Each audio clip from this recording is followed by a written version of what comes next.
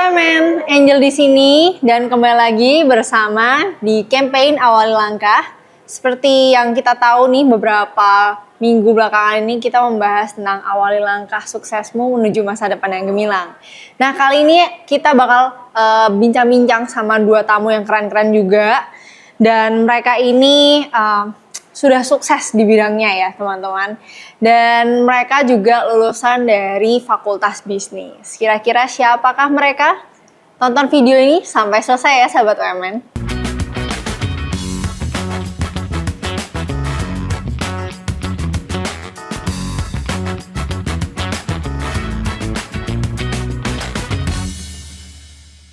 Nah, hari ini jadi aku mau bincang-bincang nih bersama dua alumni dari Fakultas Bisnis dan tepatnya dari program studi manajemen dan akuntansi nih. Nah, keduanya ini sudah sukses di bidangnya, sudah punya jabatan di perusahaannya saat ini. Dan tanpa berlama-lama lagi langsung aja kita kenalan sama dua alumni ada di sini. Halo Kak Yoko dan halo Kak Firi. Halo. Oke, mungkin kita langsung persilakan saja ya buat kenalan sama sahabat UMN yang ada di sini nih. Dan boleh dari Kak Firin? Oke. Halo semua, perkenalkan nama saya Firin Wuryameta. Saya dari angkatan 2015, jurusan Finance Management UMN. Oke. Kalau Kak Yoko? Oke, halo semuanya. Nama saya Yoko Dwi Putra. Saya angkatan 2011 dari Prodi Akuntansi Pajak. Oke, wow keren-keren banget nih ya. Yang satunya dari jurusan akuntansi pajak, yang satunya finance management. Dua-duanya hitung-hitungan nih ya. Aduh, aku udah pusing duluan. Oke, gimana nih tadi perjalanan menuju ke kampus ini? Dari aku lancar sih. Lancar. Ya? Kalau Nggak ada masalah. Lumayan lancar juga. Oke. Kapan nih terakhir kali ke UMN? Aku sih kalau aku sempat beberapa kali memang datang ke UMN, Oke. tapi kebetulan pas lagi kayak Sabtu atau Minggu. Oh, jadi karena sepi kebetulan ya? iya sepi karena kebetulan ada temen aku juga yang kebetulan alumni dari UMN. Oke. Itu tuh kadang-kadang suka ada event di sini. Oh. Tapi kebetulan memang di weekend biasanya. Jadi sepi. Baru kali ini aja datang lagi dan rame banget. Wow, berarti bisa ketemu sama ini ya, maba-mabanya ini ya, tahun ini baru aja masuk loh mereka loh. Kalau Kak Yoko gimana? Udah lama banget sih sebenarnya nggak dateng. Iya. Kayaknya dateng cuman pas lagi temen wisudaan. Oh, Wisuda dan nggak itu pun dateng. di SBSD Iya, kan di ya? SBSD. Oke, gimana kangen nggak sama UMN? Apa yang paling berbeda nih dari terakhir kali di UMN? Kalau dari aku sih lumayan banyak yang udah berubah ya. Dari aku terakhir itu UMN kedapatannya gedung D tapi masih awal-awal. Oh. Kalau sekarang kan kayaknya di sini udah banyak fasilitas Iya, baru, betul. ada lapangan baru juga katanya. Betul. Terus di tamannya pun juga udah kayak ada gazebo kecil dulu aku belum. Betul. Gitu. Itu yang baru ya. Dan Baru. even di tempat ini sekarang Iya. ini baru banget nih. Dulunya BRI ya kan? Betul. Kalau dari Kak Yoko? Dulunya tempat ini bahkan belum ada. Belum ada ya? Cuman ada gedung Kosong ya ini awal ya? sama gedung yang ini aja. Cuman ini masih kosong gitu. Iya. Jadi ya udah baru banget sih Iya. semuanya. Iya, FYI sebenarnya Anutara ini bener-bener baru diresmiin tuh minggu ini. Oh, I see. Iya, jadi kayak ini super baru, mungkin masih kecium bau-bau barunya ini ya, bau cat dan lain-lain gitu. Tadi berarti udah sempat keliling kampus ya, diajakin sama tim Iya, CDC juga ya? sedikit. Wih, ketemu sama mahasiswa, fasilitasnya gimana nih kelihatannya nih? Kalau dari yang terakhir aku datang atau masih kuliah di sini jadi mahasiswa sih udah jauh lebih bagus lagi ya daripada yang dulu ya. Libronya pun udah berubah. Oh iya. Iya, dulu aku libronya nggak sebagus ini. Oke, ada improvement ya. Iya. Kalau dari Kak Yowo? Iya, jauh banget. Memori apa yang paling membekas waktu kalian menginjakan kaki di UMN lagi? Apa ya? Mungkin karena kuliah itu 3,5 tahun dan memang menurut aku perjalanan kuliah aku selama di UMN itu menyenangkan. Cuman mungkin kalau disuruh sebutin satu memori yang paling diingat itu waktu lagi ada acaranya Mene yang paling gede ya. Euphoria Biasanya bukan Euphoria, acara khusus manajemen yang suka ada lomba dan lain-lain. Oke. Dan kebetulan waktu itu tuh kalau nggak salah sponsornya tuh salah satu dari Astra. Oh. Nah, jadi kita ikutan lomba, terus begitu menang lomba, itu aku bisa berkesempatan untuk magang di Astra, biarpun cuma 1 bulan. Serius? Dan itu berkesan Seru aku, banget. iya. Dan itu aku posisinya masih semester 4 mungkin deh. Jadi kayak semester 3, semester 4 jadi kayak masih baru. Terus bisa ngelihat dunia kerja secara real itu Gila. berkesan. Jalur kalau aku. VIP Iya. banget ya. Dulu even bahkan itu tahun berapa ya? Sekitar Kalau nggak 2014. Iya, 16 kayaknya aku. 2016 ya? 17 Wow. antara situ. Kalau nggak salah namanya manajemen competition ya, MNC ya, manajemen national competition kalau nggak salah. Oke, Iya. kayaknya di tahun aku udah ganti itu. Ganti jadi namanya, oh Euphoria. iya. Udah sangat berubah sekarang ya. Oke. Wow. Semester 4 dan itu udah dapat kesempatan Iya. magang ya. Wow. Jadi aku magangnya 2 kali di UMN. Wow, nanti kita bakal bahas lebih lanjut soal permagang-magangan ini. Kalau dari Kak Yoko sendiri, apa memori yang paling membekas nih? Oke, tadi kayaknya mirip-mirip ya gitu. Tadi kan saya datang dari lapangan parkir, terus ketemu sama si apa tuh namanya hallnya yang gede itu, Iya, Function yang hall. function Iya. hall. Oh, oke. Nah dulu juga ada tuh kayak competition gitu, business idea competition. Terus juga luckily saya sama tim juga dapat juara 1. Terus saya juga free magang juga di Sinarmas waktu itu. Wow. Gitu, dapat magang di Sinarmas jadi juga sama nih. Oke. Tadi pas lihat juga oh dulu hallnya kayak satu-satunya hall yang ada Iya, gitu. iya. Sekarang Iya. kayak Sekarang ada udah banyak, ada banyak. 3. Ada 3 atau 4 gitu ya. Wow, berarti nggak salah ya. Hari ini kita kedatangan 2 tamu yang even semester 4 aja. Itu semester 4 juga ya? Kalau nggak salah 4 juga. Iya, deh. 4 juga ya? Iya. Wow, sungguh cemerlang. Kita aja magang aja baru waktu semester 6 kalau nggak salah. Semester 6 baru magang dan ya melewati ya suka duka yang sangat banyak. Oke, kalau di waktu dulu kuliah aktif kegiatan apa sih? Dan mungkin kegiatannya boleh di luar kampus atau mungkin di dalam kampus, apa aja sih? Oke, kalau dari aku semasa kampus itu mungkin nggak ikut terlalu banyak activity, cuman yang aku ikut itu aku pernah jadi panitia OMB, sama aku aktifnya justru di asdosnya, di asisten dosen yang ngajar-ngajarin, ya. Lecture apa sih, tutor? Iya, tutor, betul. Oke, jadi oke, tutornya oke. itu. Kalau dari Kak Yoko? Mirip-mirip asdos juga sama ikut KBM ya. Nggak tahu deh KBM. sekarang masih ada apa enggak KBM. KBM itu semacam BMK atau Di apa atasnya ya? BEM. Oh, di atas. Oh, DKBM. Oh sekarang namanya DKBM. Iya, sekarang ketambahan Iya, depannya ada dewannya. Oh, iya. Dewan. Oh. Ya, benar. Oke. Wow. Jadi tapi cukup aktif loh.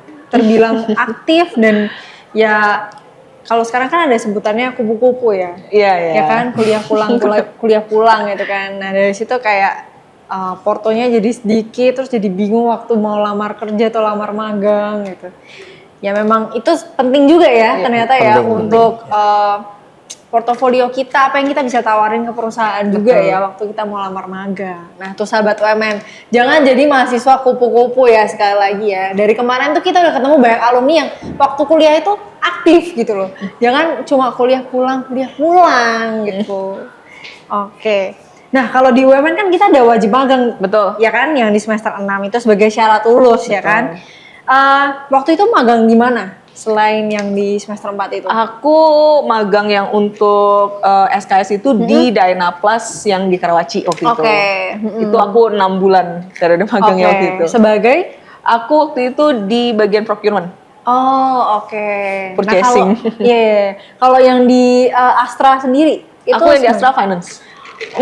Wow, memang menjurusnya di bidang-bidang Di situ, yang iya, sama dari ya. awal, Oke, iya. gimana tuh? Ada pesan selama magang gitu yang mungkin berkesan? Mungkin kalau yang paling berkesan itu adalah karena aku waktu magang sekaligus dengan skripsi dan masih ada kalau nggak salah 1 atau 2 kelas. Jadi itu benar-benar aku harus bagi waktu antara ke kampus, ke kantor, sama mengurus skripsi gitu. Jadi memang dalam 1 minggu itu ada 1 atau 2 hari yang aku kayak cuman setengah hari, terus nanti langsung ke kantor ataupun sebaliknya setengah hari terus langsung ke kampus. Untuk ngejar dosen, tanda tangan, dan bimbingan skripsi dan lain-lain. Dan Gitu event sih. itu perusahaannya di Jakarta ya? Aku di Karawaci. Oh, di Karawaci. Betul, di Karawaci, betul. Oke. Wow. Cukup hektik ya bolak-baliknya. Waktu itu ya. Tapi ya, oke, lulus 3,5 tahun ya. 3,5 tahun. Bisa loh teman-teman sahabat UMN. Coba diikutin aja jejaknya. Kalau Kak Yoko sendiri? Kalau yang SKS saya magang sebenarnya deket sini, yang di Gading Serpong. Saya di KAP waktu itu. Oke. Ya, jadi terus waktu itu dapat penugasan juga sampai keluar kota, jadi lumayan hektik juga tuh saat-saat magang itu. keluar kota itu udah. Keluar kota. Padahal masih magang. Iya. Wow, keren banget. Itu keluar kotanya Ke penugasan. Bandung. Oh, Jadi waktu itu kan kayaknya wajib magang kalau nggak salah 3 bulan ya. Minimal 3 bulan. 3 bulan itu saya sebulan di sini, 2 bulan di Bandung jadinya. Oh, wow. Terus itu gimana buat bagi waktu? Ada bimbingan juga kan pasti? Ada. Bimbingan. Jadi waktu itu juga izin karena kan ada kita satu tim dikirim ke Bandung. Jadi waktu itu izin sama Kaprodi segala macam diizinin karena kan dari perusahaannya yang mewajibkan gitu. Oke, wow. Berarti waktu magang itu juga ada kelas kah atau Ada juga. gimana itu bagi waktunya tuh? Tapi apa sih tips rahasianya buat bagi waktu antara magang dan juga selesaiin kuliah gitu? Apa tipsnya gitu? Dari saya dulu. Iya mungkin boleh. Gitu. Tipsnya apa ya? Mesti tahu apa yang dikerjain sih gitu. Jadi jangan kayak ngambang kita kayak ya udah ngikutin flow aja. Nanti kalau dosen pembimbing bilang salah segala macam kita baru ngikutin gitu. Kalau dulu saya bahkan sampai nanya-nanya nih ke kakak kelas yang udah lulus, gimana caranya supaya bisa kayak sekali lewat langsung selesai gitu. Ya walaupun nggak mungkin ya gitu. Cuman at least kita tuh one step ahead aja gitu. Iya betul. Saya dulu pas saya ngerjain skripsi itu juga sama tuh sibuknya gitu. Jadi dulu itu kan saya magang berarti kan di 2 tempat kan, di Sinarmas sama di KP gitu. Terus waktu KP itu selesai duluan. Jadi Sinarmas itu akhirnya saya tetap lanjut karena kan dia open sampai pokoknya saya mau lulus nanti mereka sebenarnya hiring saya gitu setelahnya. Nah cuman waktu mereka kasih offering saya bilang nih saya lagi mau ngejar Big Four gitu karena waktu itu belum ada tuh angkatan UMN yang masuk Big Four gitu. Saya akhirnya ya dari mereka welcoming kita banget gitu. Terus akhirnya ya saya diperbolehkan untuk coba-coba tuh apply ke Big Four. Nah itu juga story-nya panjang lah gitu sampai akhirnya saya mutusin untuk keluar dari Sinarmas dan lanjut ke Big Four. Itu sembari saya masih harus ada skripsi, masih ikut KBM. Jadi penuh banget. Pas ada Super kelasnya. hektik. Sempet tipes nggak sih kak? Enggak sih, masih muda kan. Wow, gila. Bayanginnya aja tuh udah kayak gimana ya ngejar kayak sehari itu kayak nggak cukup ya? Ya, jadi yang paling penting sebenarnya agendanya udah tahu sih. Kayak kayak udah tahu di set minggu ini tuh kita ngapain aja. Jangan kayak jalan tapi nggak tahu agendanya mau ngapain. Itu yang susah sih. Jadi bikin to-do list gitu Iya, ya? itu penting banget. Nah itu mungkin bisa jadi masukan buat sahabat UMN yang mungkin suka bingung ya hari ini tuh ngapain, apa aja yang perlu diselesaikan ya kan? Kadang juga mungkin karena terlalu banyak, kadang ada yang lupa juga gitu loh kak. Nah itu mungkin sama kali ya, sarannya mungkin juga bisa dibikin list to do kali ya kak ya. Dulu pernah nggak sih ngalamin kayak lupa ada tugas yang kelewat atau mungkin pernah lupa kelas atau gimana gitu? Pernah nggak sih? Enggak sih, kan udah di schedule. Bener Jadi juga udah tahu. sih. Ya, itu makanya pentingnya di schedule sih. Jadi kita planning ahead gitu. Jadi bukan orang yang asal-asalan maju, cuman ya at least kita udah tahu nih apa aja yang kita mesti prepare. Kak Firin juga gitu? Kalau dari aku sih biasanya mungkin lebih ke kalau di kelas bener-bener perhatiin dosennya sih. Jadi maksudnya ketika nanti di luar kelas nggak perlu terlalu susah untuk ngikutin yang ada di kelas gitu, pelajaran-pelajaran atau materi-materinya gitu. Karena kalau dari aku juga tipikal orangnya itu lebih bisa nangkep itu sambil mendengar gitu. Jadi begitu biasanya dosennya itu menjelaskan, biasanya aku ngikutin sih dan hampir nggak pernah skip kelas kayaknya. Wow. Iya. Tuh siapa tuh yang suka skip kelas tuh? Ada jatah 3 kali absen dipakai semua. Siapa tuh? Nggak boleh ya, jangan ya deh ya. Karena penting ya, setiap kelas itu pasti ya materinya pasti beda ya kan, materinya beda dan juga mungkin ya semua itu juga penting ya dibuat pertemuan sejumlah segitu tuh ya karena memang materinya memang perlu segitu ya ketemunya ya. Berarti Kak Firin ini tipe yang kalau belajar itu sekalian waktu di kelas Betul, ya. betul. Kalau kayak Yoko Terus sendiri, aku juga mungkin Oh, iya. tipsnya itu kayak sering kayak ada grup belajar sama teman-teman yang lain. Jadi kalau seandainya kita sharing di situ sambil ngejelasin, menurut aku itu akan jauh lebih mempermudah kita untuk belajar sih gitu. Dan jangan lupain buku teks juga sih. Jadi jangan cuman baca dari catatan aja, tapi textbooks itu juga menurut aku penting. Gitu. Jadi tipsnya tuh bisa lewat perhatiin di kelas, terus habis itu juga bikin grup, Ya, betul. grup belajar gitu ya. Nah mungkin bisa nih teman-teman sahabat UMN tuh kalau cari teman tuh juga yang suka belajar gitu ya. At least ada yang ambis gitu ya mungkin ya. Biar kita ketularan ambisnya juga gitu ya. Terus juga tetap baca textbook Betul, ya, textbooks. supaya lengkap udah itu ya belajarnya ya. Kalau Kak Yoko sendiri tipe yang belajar di kelas langsung atau nanti waktu mendekati Ujian. tes ujian baru belajar? Oke, kalau dari saya juga mirip-mirip ya gitu. Jadi saya biasa dengerin dosen karena dari situ lebih gampang dicerna aja sih. Terus kayak bikin catatan yang memang sesuai sama ya pemahaman logika kita gitu. Kalau saya lebih biasanya ke logika aja. Jadi kalau memang masih nggak ngerti ya di saat itu langsung nanya aja gitu. Jadi nanti waktu ujian udah gampang tuh ngebaca catatan sendiri. Betul. Iya sih memang. Dulu waktu aku kuliah juga sangat berbeda cara belajarnya.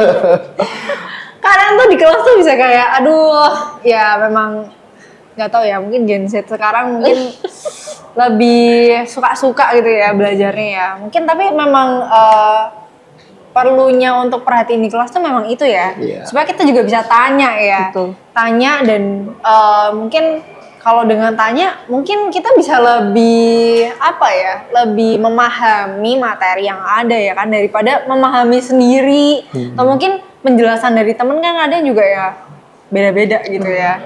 Jadi mungkin itu bisa jadi tips buat sahabat UMN yang mau mungkin memperbaiki nilainya, IP-nya gitu kan ya.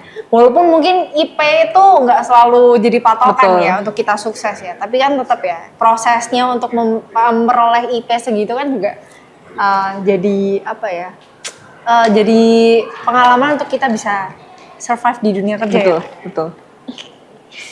Nah, berarti Kak Yoko sendiri juga lulus 3,5 tahun ya? Iya. Oke. Nah, setelah lulus berarti langsung ngapain nih? Lanjut kerja kah atau apa nih kesibukannya? Kalau aku waktu itu kan magang di Dana Plus dulu pertama 6 bulan. Setelah itu pas banget selesainya itu pas aku juga selesai sidang skripsi. Oke. Dan itu aku kayaknya cuman selang kayak 1 minggu aku udah start di company baru. Wow, itu company yang sekarang Bukan, ini? beda. Oh, beda lagi. Oke. Kalau Kak Yoko sendiri? Mungkin saya lebih roller coaster gitu.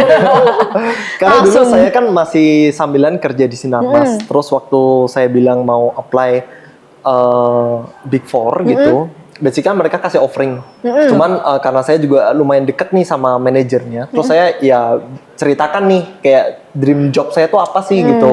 Terus kayak kan dari kakak-kakak kelas pada bilang Big Four, what is Big Four gitu, kayak apa sih gitu. Terus saya mulai cari tahu segala macam. Shortly saya apply gitu, dan sebelum apply juga saya kan gak ada waktu ya waktu itu. Jadi saya simply nanya ke kakak-kakak kelas. Saya cuma nanya aja. Jadi kalian itu udah interview kan ada 4 nih, ya kan? Saya tanyain satu-satu tuh setiap Big Four-nya, KPMG, PwC, EY, Deloitte gitu. Dari 4 itu, menurut kalian mana yang better sih gitu? Terus mereka akhirnya kasih tahu nih, disortir segala macam, ya plus minus lah ya, basically semua tempat kerja. Cuman akhirnya karena lumayan deket juga sama kakak kelasnya juga penting tuh.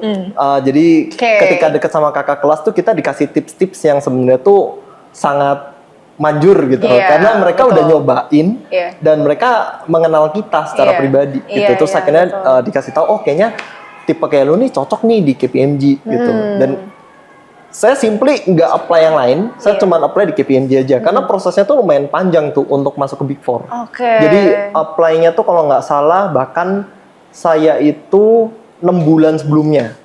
6 bulan masuk, sebelum diterima itu 6 bulan saya apply. Kemudian diterima itu di 3 bulan setelahnya. Jadi 9 bulan total? Enggak, totalnya 6 bulan. Oh, tapi 3 bulan. Ya, 3 bulannya itu akhirnya diputusin untuk diterima. Dan saya bilang ke Sinarmas bahwa ya saya udah diterima nih di KPMG gitu. Which is nanti 3 bulan lagi saya baru masuk. Kenapa? Karena waktu itu saya baru selesai sidang skripsi gitu. Jadi kalau ditanya kapan mulai kerja, sidang skripsinya pagi, saya ambil paling pagi. Besoknya. Siangnya itu saya udah harus kukut dari kosan di sini, saya pindah ke Sudirman. Besoknya langsung masuk kerja.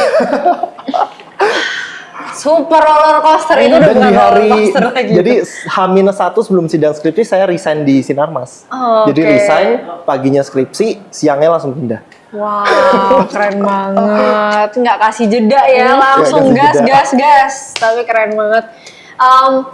Kenapa sih pengen banget masuk ke Big Four?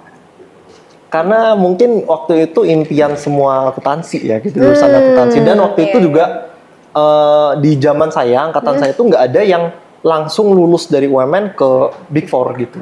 Jadi waktu itu sempat ngobrol sama Kaprodi segala macam, ya mereka menyarankan kalau memang bisa coba aja dulu apply gitu.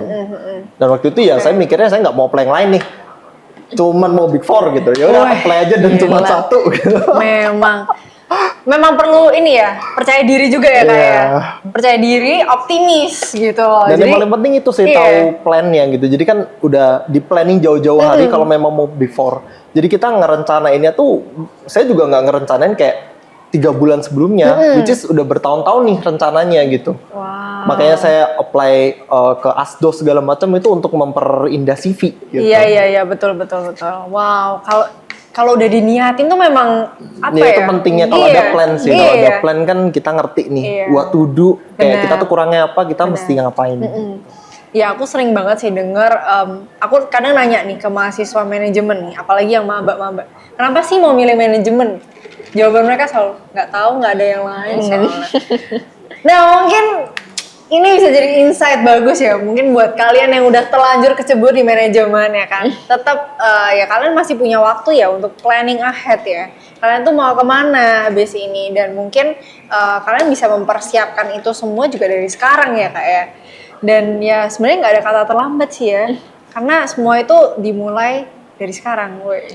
Karena sesuai dengan slogan kita, awali langkah menuju masa depan yang gemilang, ya kan? Oke. Nah aku mau masuk ke pekerjaan kakak-kakak sekalian nih. Nah kalau tadi kan di perkenalan Kak Firin memperkenalkan kalau Kak Firin bekerja sebagai finance manager di PT Majo Teknologi Indonesia ya.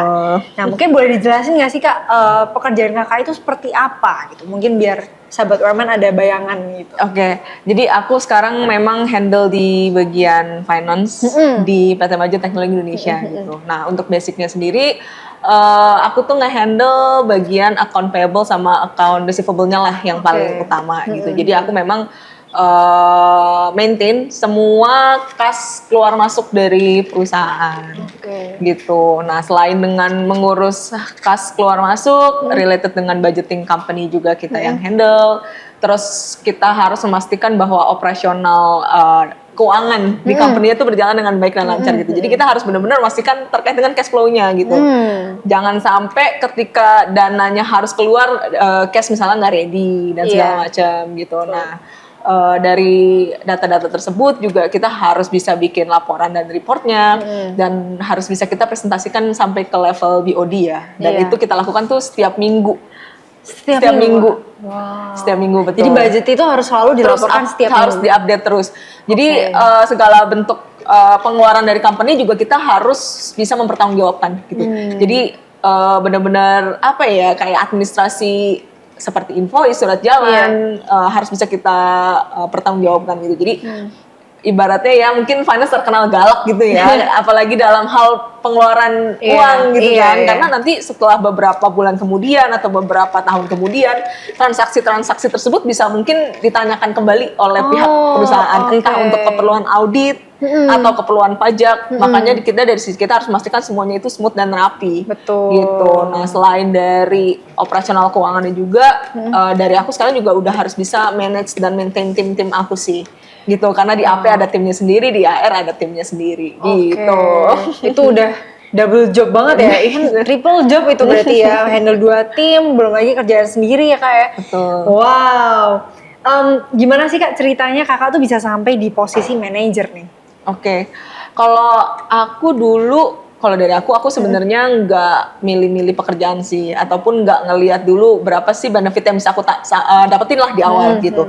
Aku lebih pengen untuk mencari pengalaman dulu waktu start di awal gitu.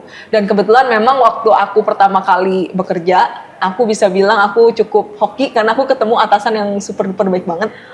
Dan kebetulan sekolahnya itu aku satu alumni sama dia, biarpun beda tahunnya tuh jauh. Gitu. Nah waktu awal ketemu tuh bener-bener kayak klop banget gitu dan deket banget. Jadi waktu awal aku kerja, aku tunjukin ke dia kalau aku bisa gitu untuk ngehandle gitu. Aku bertanggung jawab, aku nggak pernah hitung-hitungan, aku nggak pernah apa ya istilahnya kayak nolak pekerjaan gitu ya. Yang sebisa mungkin ilmu yang bisa aku dapetin ya aku pelajarin, aku kerjakan gitu. Dan kebetulan memang atasan aku ini tipikal orang yang benar-benar mau ngajarin, benar-benar mau mentorin gitu.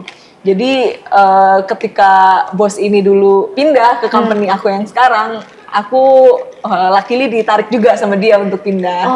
Jadi ini company yang aku sekarang masih bersama dengan dia gitu. Wow, memang ya untuk menjaga relasi dengan atasan dan juga partner kerja itu memang sangat penting ya. Betul. Karena itu bisa jadi link kita ya nanti ya. Betul. Siapa tahu kita bisa dapat jabatan ya kan, dari situ juga dan dapat perusahaan yang mungkin dengan cara yang mudah gitu kan, karena udah saling mengenal ya. Betul. Even udah tahu gimana cara kerjanya. Jadi kalian kalau misal magang nih di semester 6 atau mungkin ada yang di semester 7, please make sure kalau kalian juga menjaga relasi dengan baik ya sama sekitar yang ada di kantor. Oke.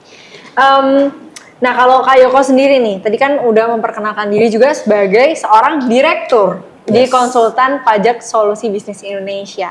Itu kantor apa sih Kak, kalau boleh tahu? Oke, jadi ya itu kantor konsultan pajak gitu. Kita bergerak di bidang akuntansi dan pajak. Cuman kita memang fokusnya tetap di perpajakan. Oke. Jadi kita handling dari pembuatan PT, CV dari awal, kemudian kita one to stop solution. Jadi dari situ kita ke accountingnya bulanan tahunan, kemudian kita juga pajaknya bulanan tahunan juga. Boleh nggak sih Kak diceritain nih sama kayak Kak Firin tadi, cerita hingga sampai jadi direktur ya. Direktur ini jabatan yang nggak main-main loh ya kan. Panjang. Gimana? Iya. Mungkin bisa diceritain secara singkat saja mungkin ya, biar jadi inspirasi nih buat sahabat UMN. Jadi simpelnya waktu itu saya lulus dari UMN, kan saya langsung direct ke KPMG. Nah di KPMG juga waktu itu kerja lumayan lama. Kemudian saya dapat offering S2 gitu. Saya dapat offering S2 karena saya pergi keluar. Kemudian ketika pulang ke Indo, saya ditarik sama Alibaba Group gitu. Sama Alibaba Group, sempat kerja beberapa tahun di situ. Cuman sembari kerja di Alibaba itu, saya akhirnya ngebuka si solusi bisnis Indonesia ini. Jadi karena backgroundnya mungkin karena relasi juga, itu pentingnya relasi. Pada tahu siapa sih Yoko? Yoko is a konsultan pajak gitu. Jadi orang-orang ketika having a problem with the tax, ya mereka akhirnya cari gitu. Nah dari situ akhirnya kebuka jalan satu demi satu. Sama saya juga nggak pernah ngeliatin kayak berapa sih benefit nominal segala macem. What can I help gitu. Kayak orang tuh butuh saya untuk apa sih gitu. Jadi di situ tuh penting banget. Wow, iya ini salah satu insight yang bagus juga ya. Waktu cari pengalaman, even waktu lagi jadi intern juga ya, jangan pernah hitung-hitungan ya kan. Jangan pernah mikir apakah ini worth it, apakah ini sehat dan segala macam. Karena itu sangat menghambat kita untuk bisa belajar lebih banyak lagi ya waktu magang ya. Ya jadi jangan hitung-hitungan ya guys ya. Belajar sebanyak-banyaknya, timba ilmu sebanyak-banyaknya, karena itu bisa jadi hal yang kalian bisa dapatkan waktu nanti kalian beneran kerja nih di dunia kerja gitu. Oke, nah kalau gitu apa sih Kak suka dukanya selama menjadi direktur? Nah nanti Kak Firin juga mungkin boleh disampaikan, apa sih suka dukanya jadi finance manager? Suka duka, kita ngomongin apanya dulu nih? Mungkin ya selama menjadi direktur mungkin ya. Oke, Apa sih suka kalau dukanya? sukanya sih karena sebenarnya tahu ya apa yang membuat saya tuh kayak dikenal orang sebagai tax consultant gitu. Nah, sukanya ya ketika saya bisa bantu orang gitu. Ketika orang memang datang karena having a problems, terus akhirnya kita coba untuk cari nih problemsnya apa, kemudian akarnya di mana, solusinya apa, dan ketika kita bisa kasih ke klien, kemudian klien satisfied, itu buat saya udah suka banget gitu. Kayak saya ngelihat, oh ternyata saya tuh bisa kasih value buat klien nih, itu buat saya tuh suka banget gitu. Oke. Kalau dukanya mungkin lebih ke apa ya?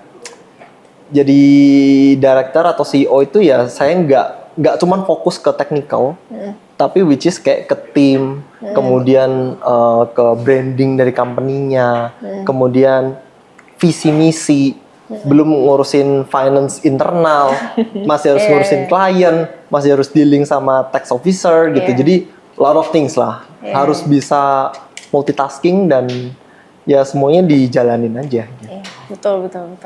Ternyata dukanya seberat itu ya jadi direktur. Cuma ya kalau memang apa ya, memang passionnya di situ juga ya Kak. Iya, jadi kadang kayak misalkan Sabtu Minggu gitu, Sabtu Minggu di kontak klien, di kontak orang pajak, atau misalkan lagi jalan-jalan di luar negeri gitu, ya tetap harus ready gitu, karena kan klien anytime bisa ada problem gitu. 24 hour ya, per 7 gitu ya, kerja nggak ada libur gitu ya. Yeah. Tapi ya, itulah sebenarnya gimana caranya kita bisa jadi apa ya, kayak 5C kita, customer delight ya. Gimana cara melayani customer walaupun lagi libur gitu ya. Ini juga salah satu cara untuk belajar untuk gak hitung-hitungan ya. Oke, that's good. Wow, banyak banget nih insight yang didapat nih sahabat UMN. Pastiin buat catat ya insight-insightnya ya, biar jadi inspirasi kalian nanti. Kalau dari Kak Firian sendiri nih, apa sih duka? Oke, kalau aku suka dukanya, misalnya kita bahas dari sukanya dulu lah ya. Iya, boleh. Mungkin sama juga sama Kak Yoko ya, maksudnya kita happy gitu ya, apa sih yang bisa kita kasih, value apa yang kita bisa kasih ke company gitu ya. Terus kalau aku mungkin mengingat, aku di company yang sekarang itu udah hampir mungkin mau 5 tahun ya, jadi memang udah cukup lama dan aku bener-bener merintis dari yang pas bener-bener aku pindah ke company yang baru ini, selang 2 minggu tuh langsung COVID pada saat itu. Wow. Dan pada saat COVID kan kita tahu semua bisnis itu kena impact ya, nggak ada satu bisnis pun yang nggak kena impact gitu. Dan itu aku juga rasakan di company aku yang sekarang gitu. Jadi aku bener-bener ngerasain gimana dulu dari berjaya tiba-tiba drop, terus gimana caranya kita pelan-pelan bangkit gitu. Dan mengingat namanya kita di startup ya, mungkin banyak yang tahu bahwa masih banyak trial and error di perusahaan startup gitu ya. Kita masih mencari gimana sih reporting yang paling cocok. Terus dari segi perjalanan bisnisnya juga mungkin banyak yang dirubah gitu. Nah, itu aku ngerasain semua. Jadi benar-benar ngelihat dari titik kemarin yang mungkin pas COVID titik terendah sampai sekarang bisa berkembang di titik ini sih, aku benar-benar proud. Dan nggak cuman ke diri aku sendiri tapi ke company-nya dan juga ke tim aku yang memang membackup aku cukup solid selama masa-masa terberat itu. Aku benar-benar appreciate banget sih waktu itu gitu. Dan kalau mungkin ngomongin dukanya mungkin mirip-mirip juga, karena mungkin aku juga tahu posisi aku saat ini tuh udah di level yang menengah mungkin ya bisa dibilang gitu. Aku punya tanggung jawab baik ke tim aku maupun ke atas aku gitu, ke BOD aku, ke VP aku gitu. Jadi anytime memang mereka butuh, biasanya aku akan selalu usahakan untuk ready dan gak perhitungan event itu mungkin di weekend gitu. Wow. Gitu. Wow, ini memang kalau mau jadi orang sukses memang kalian perlu ada yang dikorbankan ya, waktu ya. Korbankan waktu, mungkin yang masih suka main-main, masih suka ya nggak serius ya ngejalanin ya, mungkin kalian bisa mulai start untuk kalian bisa memikirkan masa depan kalian seperti apa ya kan. Gimana kalian decide hari ini untuk masa depan kalian nanti bakal gimana, itu mulai dari sekarang teman-teman. Keren. Jadi inspirasi buat aku juga yang sekarang. Apalagi aku lagi sedang pelan-pelan merintis ya kan.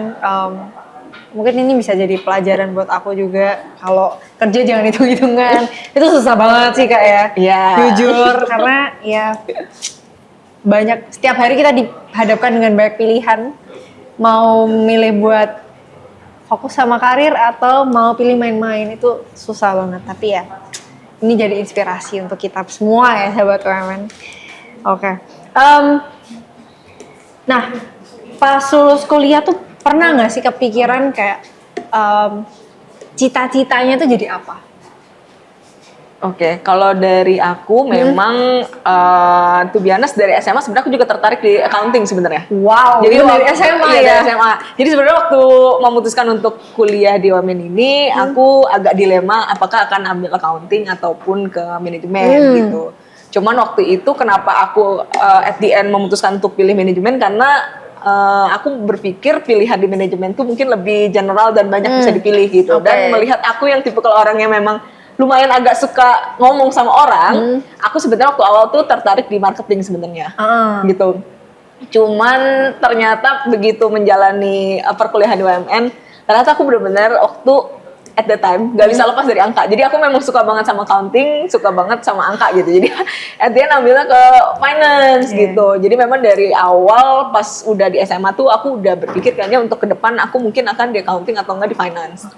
Gitu. Makanya pas begitu lulus memang langsung coba apply dan cari pekerjaan tuh ya memang di divisi finance. Betul. Dan terwujud sih sampai sekarang gitu. Memang. Wow, gimana ya? Aku tuh nggak bisa bayangin suka angka itu gimana ya? Kayak, aduh, kayak ini yang dihindari semua orang ya. Tapi pada akhirnya itu semua yang kepake ya kan dalam hidup kita sehari-hari gitu ya. Oke, nah mungkin aku juga nangkep nih kalau misal kita menjalani sesuatu juga itu kayaknya yang kita juga harus suka ya, supaya kita juga enjoy ngejalaninnya ya. Karena kalau ya nggak suka dan terpaksa itu tuh kayak pasti ada masanya kita burn out gitu ya. Tapi pernah nggak sih ngerasain burn out? Pernah. Oh, Nggak iya? bisa dipungkiri, maksudnya ketika kita udah ibarat kata mungkin kita bekerja dan kan pasti ada yang dikorbankan kan Betul. untuk ngejar karir, entah waktu untuk tidur atau waktu untuk bersenang-senang. Dan ketika masa-masanya itu memang lagi berat seperti yang aku ceritain awal-awal itu kan COVID ya, itu aku pernah ngerasain aku nge-handle sendiri untuk satu company, aku pernah ngerasain. Jadi itu benar-benar semuanya aku jalanin sendiri. Wow. Karena waktu itu benar-benar harus dilakuin untuk survive gitu. Jadi pada saat itu mungkin aku banyak ngerasain capek, banyak ngerasain lelah gitu, karena mau nggak mau untuk urusan reporting memang harus terus berjalan, nggak bisa di stop gitu. Dan itu tapi menjadi apa ya, ibarat kata kayak kekuatan atau fondasi buat aku sekarang gitu. Jadi untuk ngerjain kerjaan yang banyak itu aku udah terbiasa dengan yang dulu sebenarnya gitu. Oke, wow. Nge-handle satu company sendiri. Pernah. Udah kayak direktur juga ya kayak. Waduh. Iya. Wow. Keren banget. Nah, kalau misal dari Kak Yoko sendiri nih, apa cita-cita yang sempat kepikiran itu waktu lulus kuliah? Kalau dulu sih sebenarnya waktu di kuliah sukanya tuh sebenarnya di audit. Oke. Dan waktu itu teman-teman juga kan pada ngambilnya audit semua gitu. Terus sempat waktu itu discuss ke kakak kelas. Kemudian kakak kelas sama ke orang tua, ini juga lumayan penting nih gitu. Terus waktu discuss orang tua bilang gitu, audit itu misalkan satu angkatan audit itu bisa 80% loh gitu. 20%-nya tuh pada ngambilnya ke pajak gitu. Terus kayak waktu saya nanya ke teman-teman saya yang pajak gitu, kalian ngambil pajak karena apa gitu? Ada bilang karena nggak suka audit. Jadi assembly karena nggak suka audit dia udah ngambilnya pajak gitu. Jadi waktu itu saya ngeliat kayaknya saya bisa deh jadi sesuatu yang berbeda gitu. Saya ngambil pajak karena emang saya mau gitu. Akhirnya ya udah saya putusin daripada saya nyemplung ke audit yang which is sekali ngelulusin segitu banyak orang, kan saya rebutan tuh ya kan. Ya udah saya pikir ya udah saya coba specialize di satu bidang aja which is di tax, dan nggak banyak teman-teman saya itu yang memang into it gitu. Jadi waktu di tax pun tuh paling satu angkatan juga cuman 1-2 orang yang memang top gitu. Sisanya ya udah. Tapi kan kita bisa jadi something daripada ya in general gitu ya kan? Iya benar-benar, which is good ya kan. Berarti saingan untuk masuk ke dunia kerja juga banyak jadi ya. dengan itu ya maksudnya kita bisa tahu nih kira-kira marketnya tuh sebesar apa sih, opportunity-nya tuh seperti apa. Dari situ belajar banyak banget sih. Wow, gila. Berarti even Kak Yoko juga udah mikirin ini juga even sebelum lulus ya. Iya. Kayak, mau kemana, mau Betul. seriusin apa. Dan ya plannya ya kayak Kak Yoko bilang ya, plannya Yes. ditata dengan baik sampai akhirnya nanti lulus udah tahu mau kemana. Iya, karena kan nggak mungkin nih ada orang lahir kemudian pengen nih gue belajar pajak gitu kan nggak mungkin gitu. Iya, Karena semua benar. orang benci pajak kan. Iya, Soalnya iya, itu iya. something yang sebenarnya tuh semua orang tuh butuhin, semua Iya. company tuh butuhin. Iya, ya supply dan demand ya. Betul. Oke. Kalau kita throwback dikit ke kuliah nih, gimana pengalaman Kak Yoko dan Kak Firin selama kuliah di UMN? Kalau aku sih mungkin yang paling berkesan banget dan yang menurut aku paling penting itu yang program magang sih. Karena menurut Oke. aku program magang itu membantu kita untuk punya relasi dan koneksi di dunia bisnis gitu. Betul. Balik lagi selama kita berkuliah mungkin kan kita belajarnya bener-bener textbooks banget nih, teori banget. bener. Tapi kita nggak punya pengalaman real di dunia Iya. pekerjaan gitu.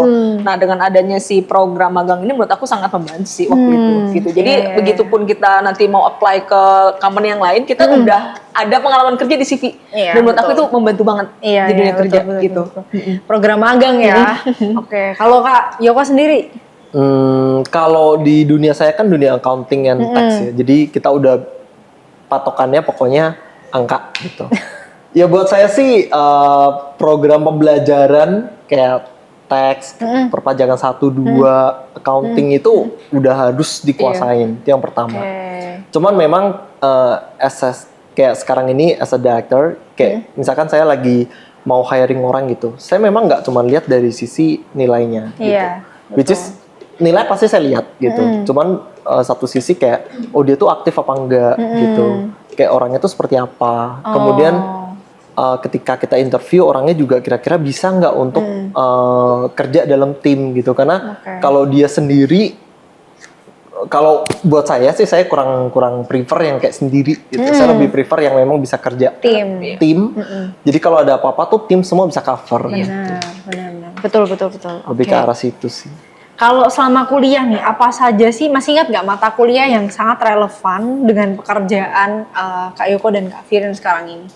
Aku biarpun di finance ya, accountingnya kepake banget sih. Accounting kepake Iya, banget iya. ya. Dulu waktu aku apply di finance pun, dasar-dasar dan basic accounting itu dipertanyakan banget gitu.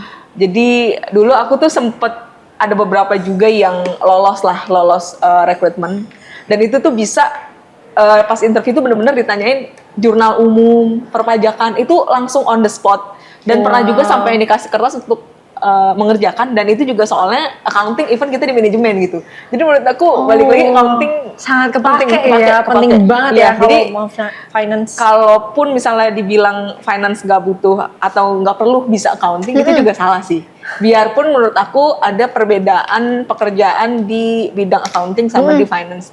Kalau aku berasanya mungkin kalau di finance itu benar-benar operasional banget nih, operasional keuangan, entah dana masuk, dana keluar, semua operasional, duit keluar, duit masuk, pencatatan gitu ya kita nyatet. Tapi kalau accounting tuh setelahnya gitu, bener-bener setelah transaksi itu berjalan selesai baru dilakukan pencatatan kayak gitu. Jadi itu memang dua hal yang berbeda. Tapi sebagai seorang yang bekerja di bidang finance itu kita nggak boleh yang buta accounting juga sih. Iya, benar. Jadi mata kuliah yang sangat relevan itu accounting ya. Kalau di aku juga tetap finance accounting ya. biarpun aku finance. Iya, benar. Nah itu buat teman-teman yang pengen masuk ke bidang finance, mungkin kalian bisa ya segera daftar saja karena mata kuliahnya juga relevan dengan kebutuhan industri juga ya.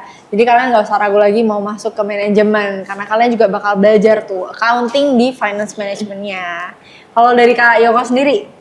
Kalau dari saya jelas lah ya, pajak, Iya. accounting itu Betul. sangat matters gitu. Kemudian mungkin saya bisa add another things kayak dulu pas zamannya saya tuh kan banyak orang nanya ya, lo ngambil akuntansi kok di UMN gitu, kenapa gitu. Dan pada saat itu saya coba cari tahu gitu ya di kampus-kampus lain itu pada nggak diajarin sistem. Di UMN tuh diajarin sistem.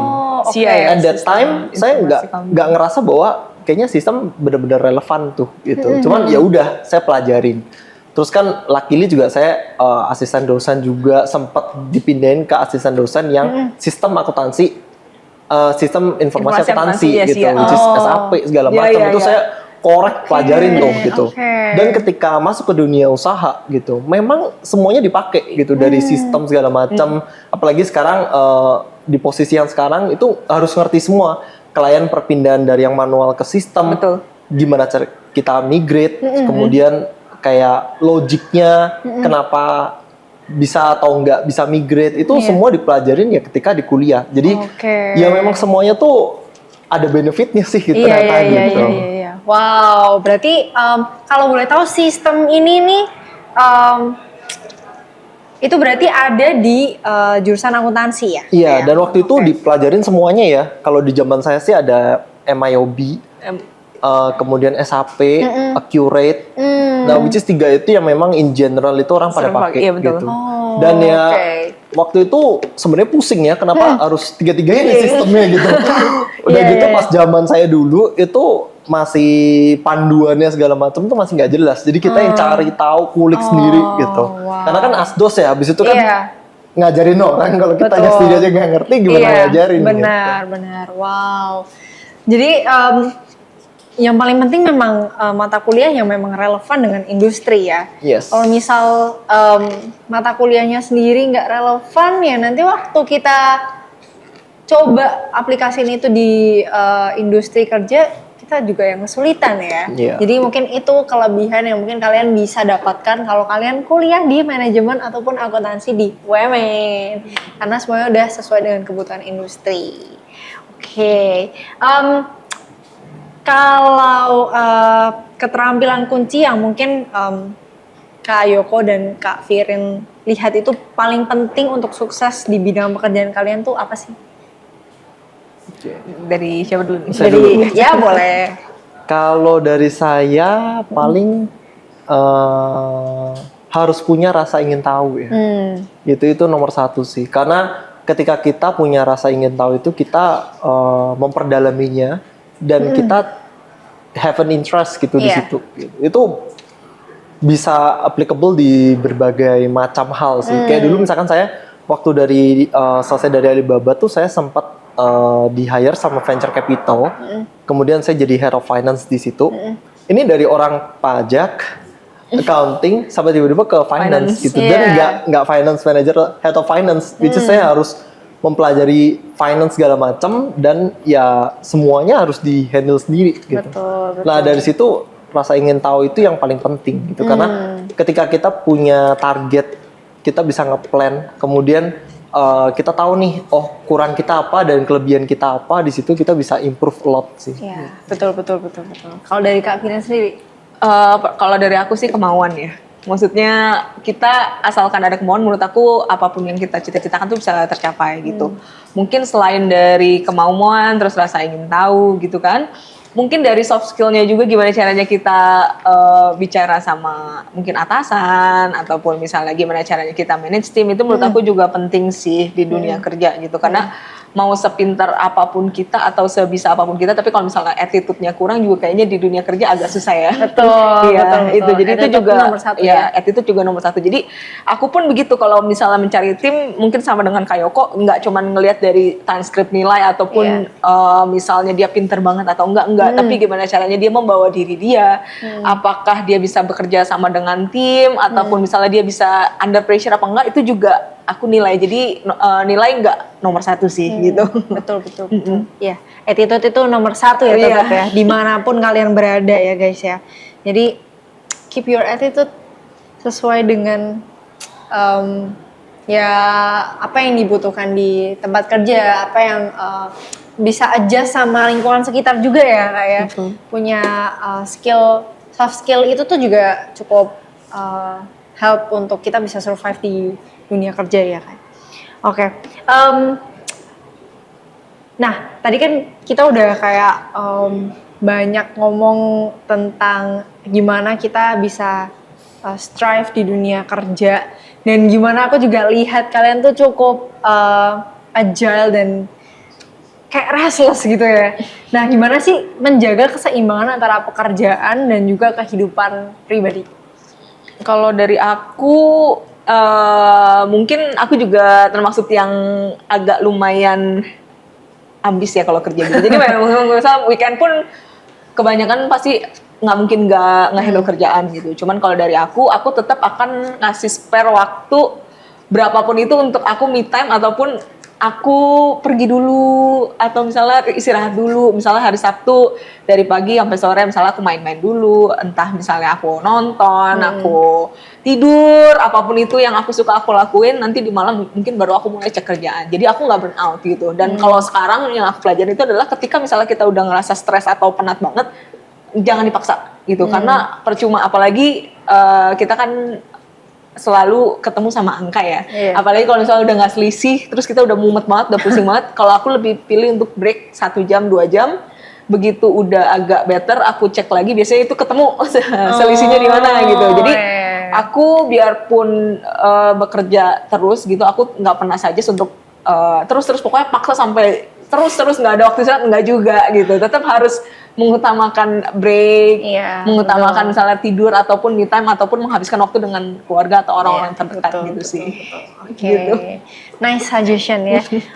Jangan sampai burnout ya guys ya. Tetap stay healthy guys. Kalau dari Kak Yoko sendiri?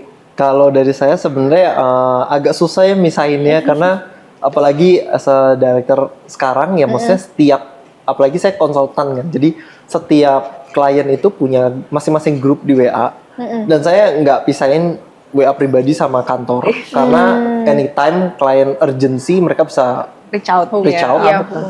Jadi setiap klien punya grup, kemudian nanti ada lagi grup internal yang kita sendiri. Jadi memang sebenarnya agak susah untuk dipisahin. Cuman paling poinnya adalah ya jangan kita berpikir bahwa ini tuh sebuah kewajiban sih. Kalau memang kita jalaninnya dengan enjoy, buat saya sih nggak ada masalah ya gitu. Buat saya sih nggak ada masalah. Cuman kita memang perlu untuk kita bangun sistem. Jadi kayak jangan semuanya tuh kita kerjain sendiri. Tapi memang kita tuh have a team. Jadi dibikin hierarki supaya bisa disortir dulu reviewernya. Kemudian nanti apa aja yang kita mesti masing-masing posisi itu apa yang matters gitu. Itu yang kita mesti komunikasiin ke tim juga. Jadi kalau misalkan nanti udah nyampe di posisi saya gitu, jadi saya nge-reviewnya cuma di bagian tertentu yang memang itu udah job saya gitu. Sisanya kalau saya ketemu ya itu bonus buat saya ngomong ke bawahan gitu. Kenapa kok ini masih salah gitu. Dan which is itu dibutuhin supaya timnya bisa improve gitu sih. Betul. Tapi dengan begitu kan kita nggak kerja sendiri. Gitu. Iya, benar. Kerja as a team juga penting ya. Oke, terakhir nih. Sebelum kita memasuki sesi game, karena kita ada break ya supaya nggak burnout ya. Kita perlu ada game juga ya. Apa sih yang memotivasi kalian untuk terus maju dalam karir kalian? Oke, kalau dari aku sebenarnya mungkin punya cita-cita untuk nggak mau kerja sampai tua mungkin. Jadi aku lebih berpikir untuk capek di masa mudaku dan menikmati di masa tua dibandingkan aku senang-senang doang di masa muda terus baru capek di masa tua. Jadi motivasi aku ya aku pengen kerja keras sekarang supaya nanti aku bisa dapat passive income di usia lanjut gitu. Emang kalau udah jago banget finance tuh udah mikirin sampai jauh ya, passive income guys. Oke. Kalau dari Kak Yoko? Kalau dari saya simple sih, yang penting tahu kita tuh sebenarnya visi misinya apa. Habis itu gimana cara kita achieve.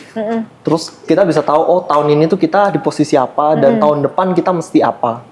Jadi kita udah tahu nih 1 tahun ke depan tuh kita mesti ngapain aja. Apa aja yang kita mesti prepare. Udah tinggal jalanin aja gitu. Itu ketika nanti kita at some point kita flashback ke belakang, we are gone so far gitu. Kayak kita udah lakuin journey-nya tuh udah jauh banget. Iya. Aku juga yang dengerin sekarang aja udah wow ketinggalan banget nih jauh nih. Ya tapi oke lah, nggak ada kata terlambat ya kan ya. Oke, kita masuk langsung ke sesi game. Nah tim kreatif siap-siap ya. Tim kreatif kali ini bikin game namanya tebak kata kunci tentang dunia bisnis. Nah penasaran gak sih gamenya kayak gimana? Langsung aja tonton aja ya guys sampai akhir. Jadi gamesnya apa tuh Angel? Tadi kan udah.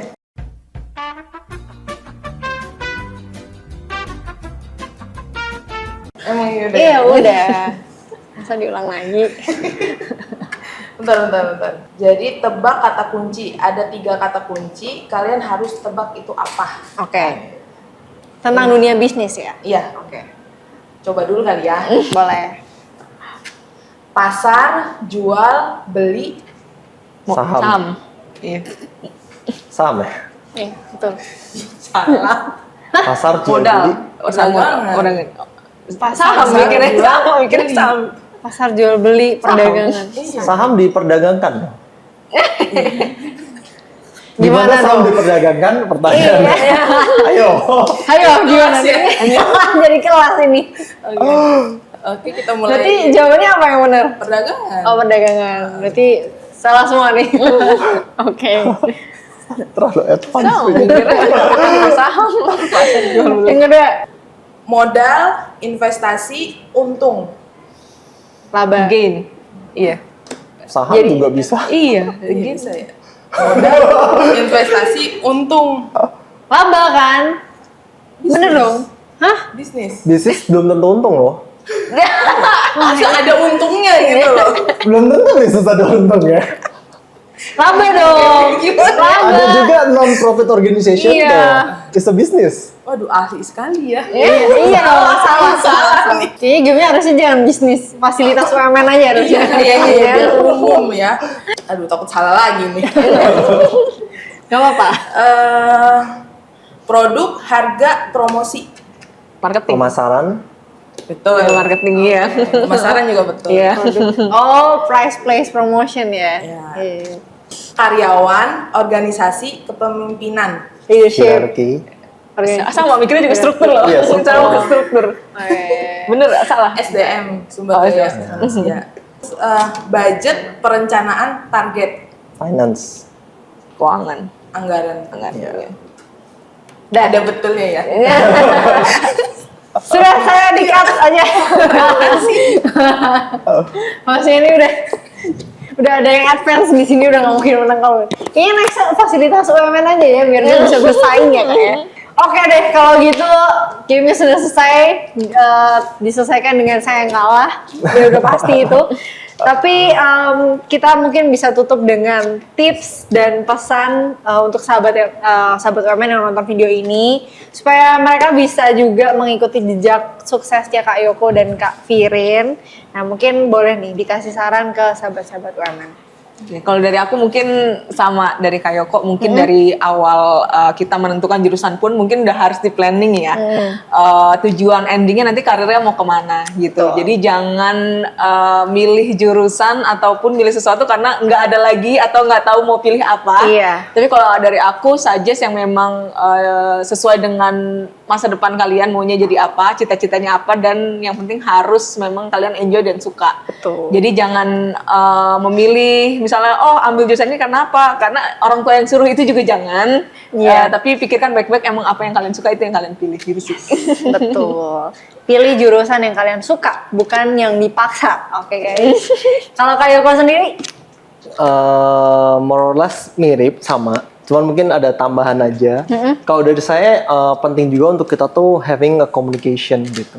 Mau itu sama atasan, sama tim kita, ataupun sama klien, pihak luar, pihak internal itu penting banget kita punya komunikasi. Karena saya percaya bahwa ya ini apalagi semua anak UMN ya pasti integritasnya bagus, attitude-nya bagus. Cuman di satu sisi mungkin somehow kita nggak bisa komunikasiin ke orang lain, dan itu yang ngebikin tuh kita ada miscommunication. Iya, Jadi betul. kayak misalkan di posisi saya sekarang nih, kalau misalkan saya punya target segala macam gitu, kemudian ada bawahan yang jalan sendiri tanpa komunikasi, itu lumayan annoying gitu. Iya. Dan itu nggak bisa gitu. Mereka harus mengkomunikasikan apapun yang menurut mereka benar, apapun yang menurut mereka salah, coba untuk dikomunikasikan karena itu penting banget. Yes. Dari situ baru kita bisa tahu sudut pandang orang lain, sudut pandang company seperti apa. Karena ya apalagi saya di dunia konsultan itu nggak bisa kita yang take decision,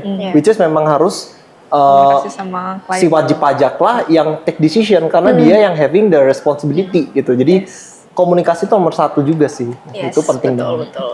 Penting ya guys untuk berkomunikasi juga. jaga komunikasi, jangan takut jaim ya. Biasa Iya. kan jaim juga ya kayak. Apalagi Gen Z kan katanya. Gen Z, benar. Gak mau ada komunikasi, langsung aja. Iya, langsung aja tabrak gitu ya. Komunikasi Oke. penting. Betul. Oke, kalau gitu bincang-bincang bareng Kak Yoko dan Kak Firin sampai di sini dulu. Terima kasih buat Kak Yoko dan Kak Firin yang udah menyempatkan waktunya. Padahal lagi sibuk banget, pasti lagi hektik banget. Nah, kalau misal sahabat UMN pengen penasaran kepo-kepo nih sama Kak Yoko dan Kak Firin, mereka bisa colek lewat mana nih Kak? Lewat LinkedIn atau Instagram Oke, bisa. lewat Itu sama LinkedIn. namanya Iya. Firin Duriameta juga. Oke. akunnya, ya. Nah, kalau Kak Yoko? Sama juga bisa di Instagram atau LinkedIn di Yoko Dwi Putra. Kemudian ada juga Instagram dari company Oke. sbi.idn. Oke, nah nanti ada di sini teman-teman tukang edit, tolong nanti dimasukin ya. Oke, kalau gitu buat sahabat UMN yang pengen tahu lebih lanjut juga tentang UMN, kalian langsung aja cek di websitenya www.umn.ac.id dan jangan lupa untuk pantau semua media sosialnya UMN dan juga jangan lupa untuk follow dan subscribe ya. Jangan lupa untuk klik lonceng dan like video ini ya sahabat UMN. Thank you buat Kak Yoko dan Kak Firin. Thank Sukses you. terus. Bye. Bye sahabat UMN.